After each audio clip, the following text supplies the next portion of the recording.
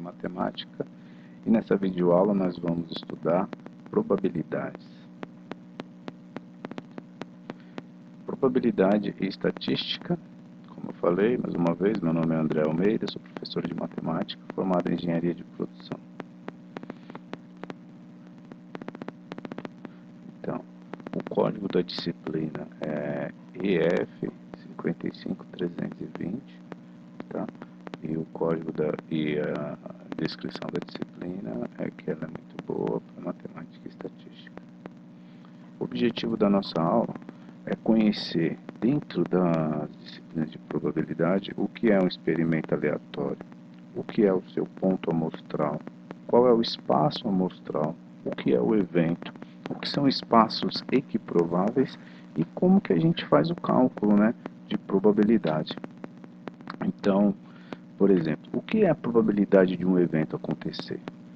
Vamos pensar um pouco.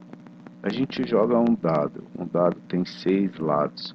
Qual é a probabilidade, por exemplo, de dar um número ímpar? Qual é a probabilidade de dar um número par? Qual a probabilidade de dar um número acima de 3? Então, essas são algumas perguntas que a probabilidade nos ajuda a responder, o cálculo de probabilidade. Temos outros exemplos, como por exemplo, qual é a probabilidade de, no lançamento de uma moeda, de dar cara ou de dar coroa? Ou num jogo de cartas, qual é a probabilidade, dentre todas as cartas de um baralho, da gente pegar um naipe vermelho, pegar um naipe preto? Então, tudo isso são exemplos de cálculos de probabilidade. Lógico que nós estamos falando aqui de cálculos, de exemplos mais simples. Vamos pensar então na probabilidade na nossa vida real. O que ocorreu nos últimos anos, por exemplo, com a pandemia da Covid-19. Então, qual foi a probabilidade de um determinado número de população se contaminar? Qual era a probabilidade do vírus atingir o mundo inteiro? Qual era a probabilidade de cura do vírus antes e depois do desenvolvimento das vacinas? Então, o cálculo de probabilidade é muito utilizado no nosso cotidiano. E dentro da probabilidade, a gente tem que conhecer alguns conceitos, como, por exemplo, o que é um experimento aleatório. Então, experimento aleatório é aquele que a gente não consegue prever o resultado. Ele pode dar vários resultados diferentes. No lançamento de um dado, por exemplo, a gente não sabe qual o resultado que dá. Então, isso é um experimento aleatório. A gente pode prever algumas coisas, a gente pode tentar calcular, mas sempre dentro de um espaço amostral. E o que é, então, dentro do espaço, um ponto amostral? Mais uma vez, pensando no dado. O dado, quando a gente lança um dado, ele pode dar 6 valores diferentes. 1, 2, 3, 4, 5 ou 6. Mas um só, quando ele dá um ponto, quando ele dá 3, por exemplo, ali é um ponto dentro do seu espaço amostral. Porque o seu espaço amostral são todos os números possíveis do dado. Então é o 1, 2, o 3, o 4, 5 e o 6. Isso é tudo o seu espaço, isso é tudo o seu universo. Agora, o que acontece, o ponto é só um valor dentro do espaço. E o evento é o que acontece em determinado espaço amostral. Então, a gente quer um evento tal, ou a gente vai calcular o evento tal. Espaços equiprováveis também a gente precisa entender o que são.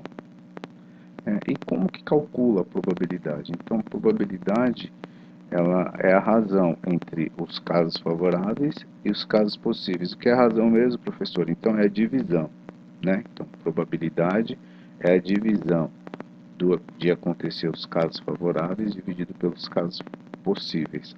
Vamos pensar agora, então, um cálculo. De novo, pensando no dado. Vamos pensar qual é a probabilidade de dar um número par no lançamento de um dado não viciado. Então, quantos números pares nós temos de 1 a 6? Nós temos o 2, o 4 e o 6, certo? Então, nós temos 3. Então, casos favoráveis seriam 3 possibilidades de dar número par. E dentre quantos casos possíveis? Dentre 6, né? Porque a gente pega todos os números. Então, esse exemplo que eu acabei de dar, daria 3 sobre 6. Aí a gente tem que continuar o cálculo, tá? Vamos fazer um exercício aqui para a gente entender. Se lançarmos um dado, qual é a probabilidade de obtermos um número maior que 4? Então, no dado nós temos quais números acima de 4? O 5 e o 6. Então, casos favoráveis, 2. Casos prováveis é o 6, certo? Então, a gente ainda vai continuar a conta como? Simplificando. 2 sobre 6 dá para simplificar? Dá para simplificar como? O que é simplificar mesmo?